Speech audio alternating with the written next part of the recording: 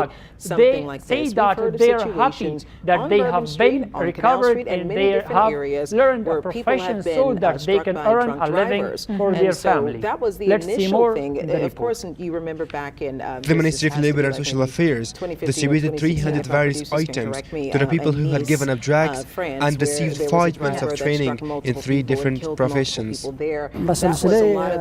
Along with our previous activities, today we are at Polycharchy camp, where we had graduated students from this center before.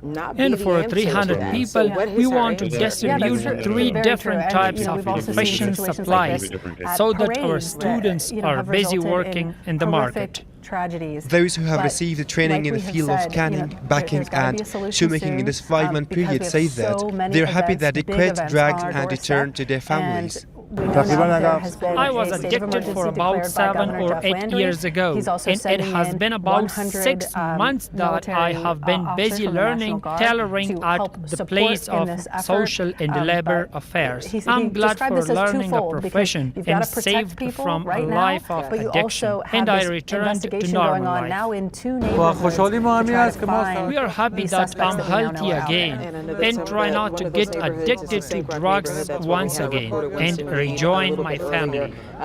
According to officials of the Ministry of Labor and Social Affairs, in the current year 1403, 2,000 drug addicts who had given up drugs were trained in various professions, and this series will be expanded in the next year.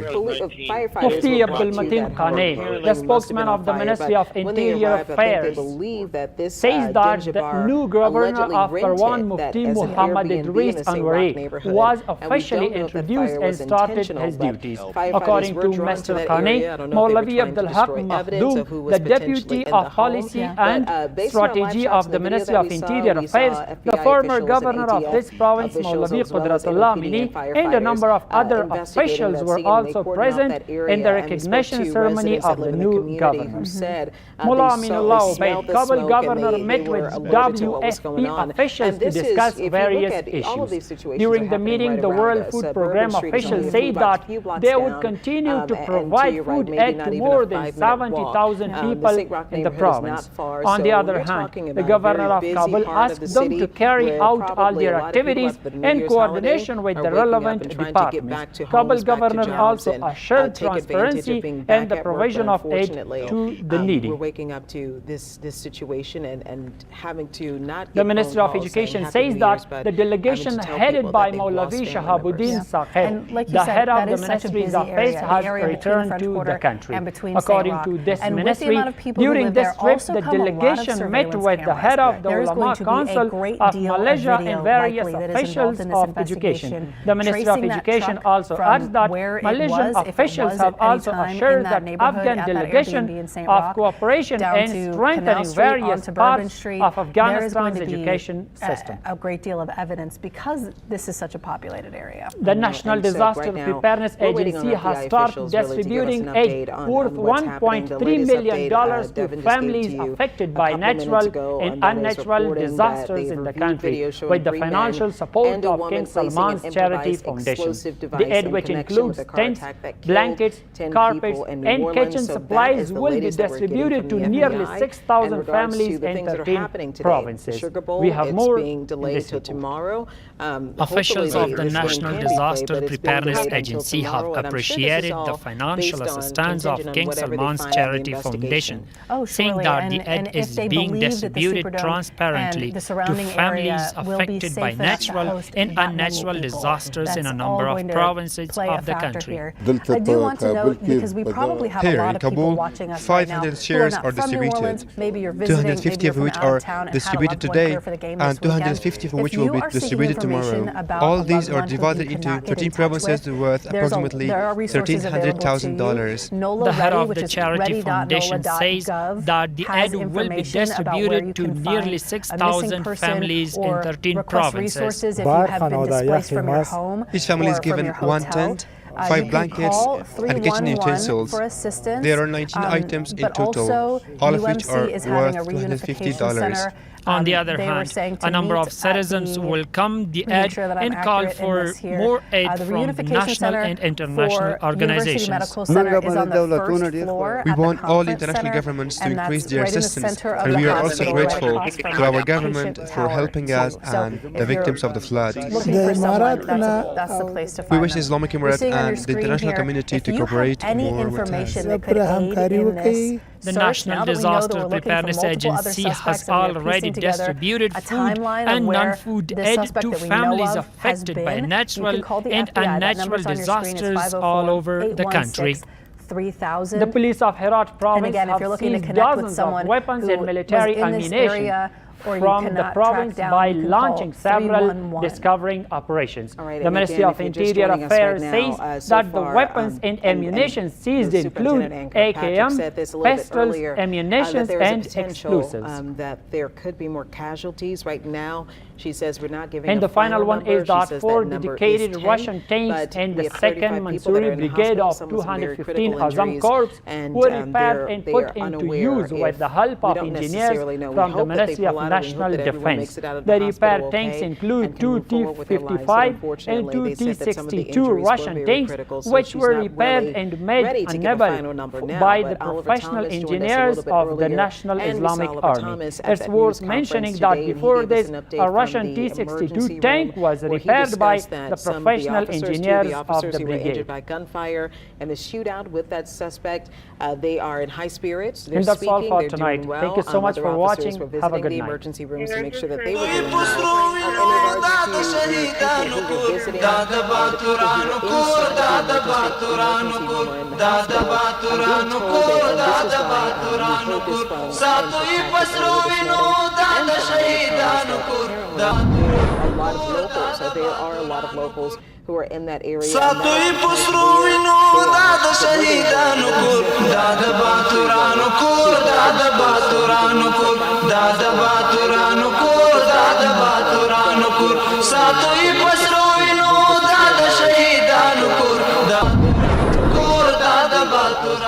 Good evening. Today is Wednesday, November 11th, 2024. I'm Suleiman Talash and you are watching RTA News. The meeting of the Leadership Council of the Ministry of Higher Education was held under the chairmanship of Maulavi Nida Muhammad Nadim, the Higher Education Minister. Besides being happy with the daily affairs of this ministry, the Minister of Higher Education presented information about his trip to the eastern zone of the country, saying that during his trip, he visited universities of Nuristan, Kunar, Lagman, Nangarhar, to evaluate teaching infrastructure and administrative affairs. According to the agenda, the appointment of teachers of private educational institutions, solving the problems of private educational institutions, and a number of other important topics were discussed and necessary decisions were made. The political deputy of the Prime Minister says that the Islamic Emirate will never bargain with any individual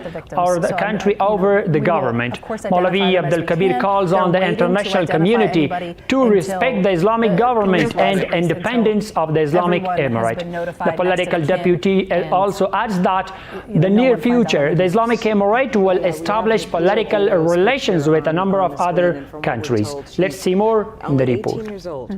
The political deputy of the Prime Minister of the Islamic Emirate said on Sunday that the Islamic Emirate would not trade with any individual or country over the Islamic values. Maulavi Abdul Kabir also stresses that the policy of the Islamic Emirate is not rigid against the world, but wants to interact with all countries.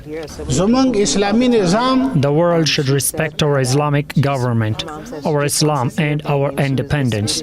After that, they should interact. It has nothing to do with religion. It has nothing to do with the Islamic government. The political deputy of the Prime Minister of the Islamic Emirate said in a separate meeting with the students of the Afghan International Islamic University that political relations with a number of other countries will be established in the near future.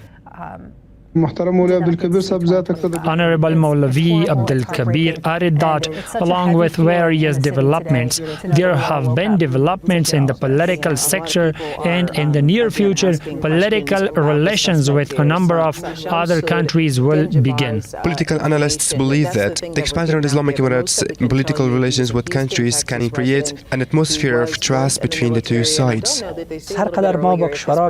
No matter how much we establish positive trends or good interactions with countries, it is naturally in the interest of Afghanistan.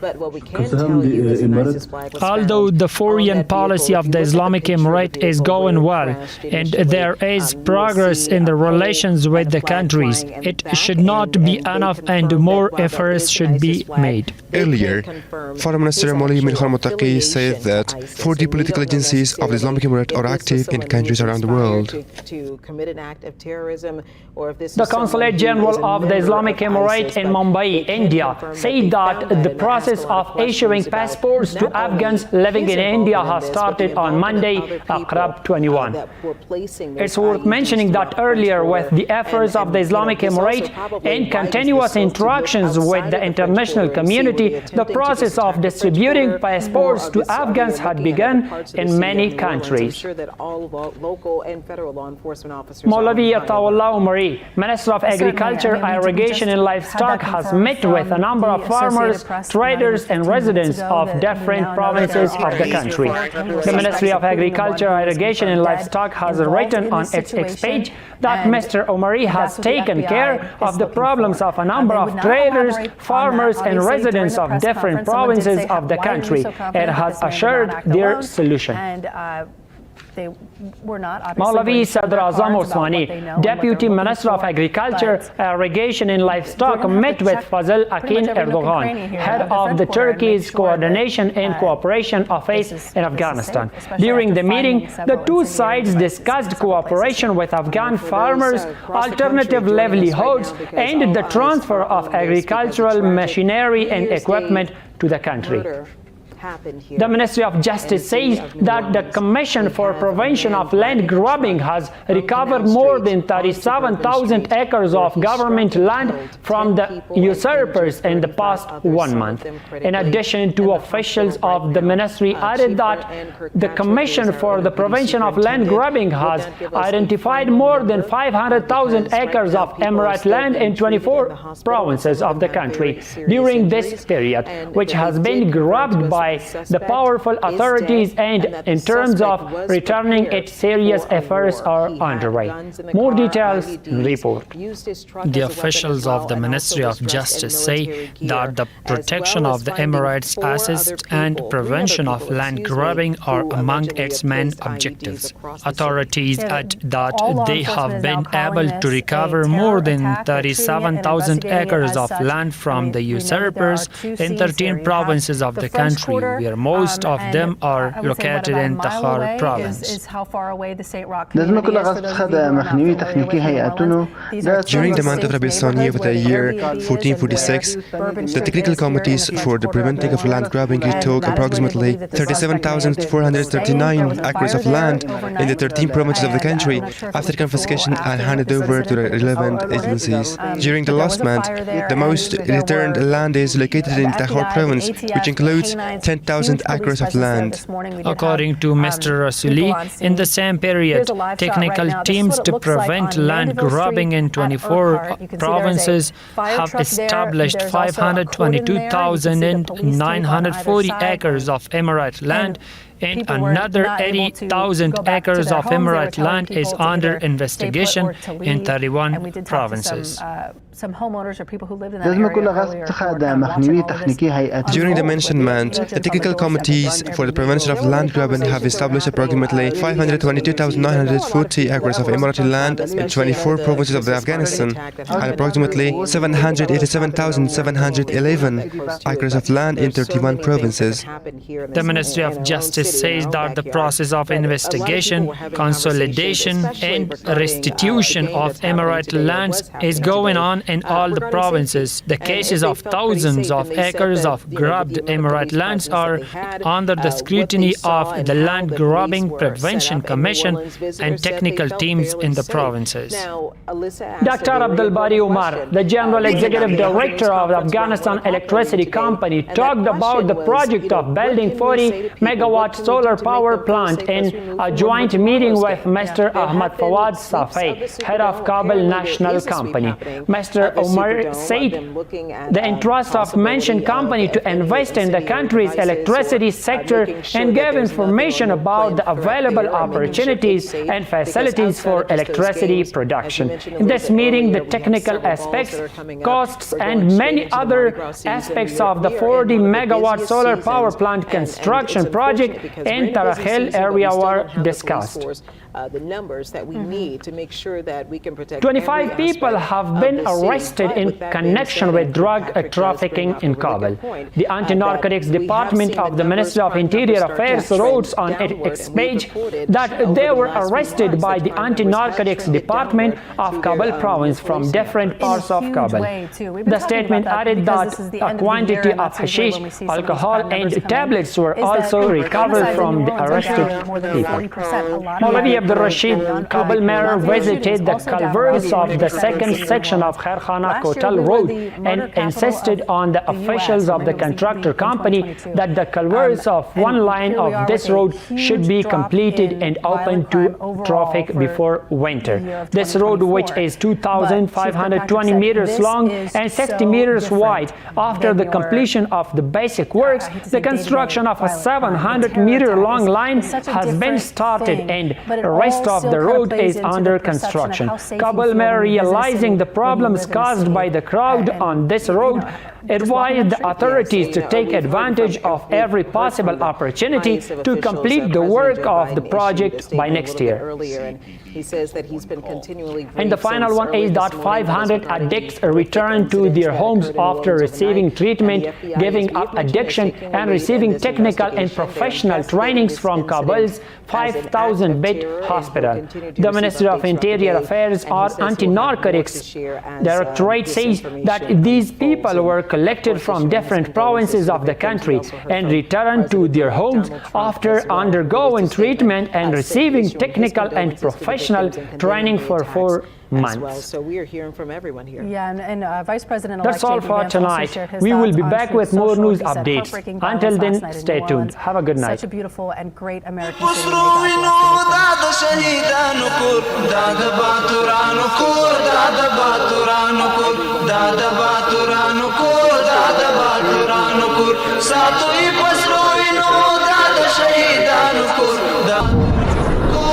Attack on people. Domestic terrorism has happened throughout this country before, but we have people who are responding in all sorts of ways to prevent this from happening. Right now, we've heard, as you mentioned, from pretty much every elected leader in our state.